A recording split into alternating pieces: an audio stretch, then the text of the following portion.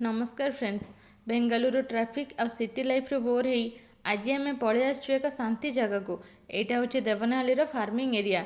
देखंतु ए सबुज खेत आ सकाळर खरा मन पूरा खुशी हो जाउची। এইটা କ'ଣ ଚାଷ ହେଇଛି କୁହନ୍ତୁ ତ? ମୁଁ ତ ଜାଣିପାରୁନି। ଯଦି ଆପଣ ଜାଣିଛନ୍ତି କମେଣ୍ଟରେ ନିଶ୍ଚୟ କୁହନ୍ତୁ। आउ एपटे देखंतु खेत भर्ती ब्रोकोली। साधारणतः एगुड़ा बड़ बड़ सुपर मार्केट रे मिले, हेले एठी कर्णाटक माटी रे एते बढ़िया चाष होईची देखिले विश्वास होउनी। सुजोग छाड़िबो किए? आमे खाली पचारिचु कि नाही, चाषी भाई खुशी रे निजे जाई फ्रेश ब्रोकोली तोଳି आनी देले। ଆଜିର ସବୁଠୁ ବଡ଼ ସରପ୍ରାଇଜ୍ ଆପଣ ଜାଣିଥିଲେ କି କାବୁଲି ଚଣା ଗଛରେ ଥିଲାବେଳେ ଗ୍ରୀନ୍ କଲର୍ ଥାଏ।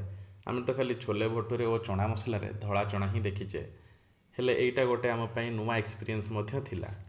ହାତରେ ଫ୍ରେଶ୍ ପରିବା ଆଉ ସାଙ୍ଗରେ ମୋ କୁନି ଝିଅ, ତା ଖୁସି ଦେଖୁଛନ୍ତି। ଫାର୍ମରୁ ବାହାରିଲା ବେଳେ ଲାଗୁଥିଲା ଯେମିତି ଆମେ କୌଣସି ପିକନିକ୍ ସାରି ଫେରୁଛୁ।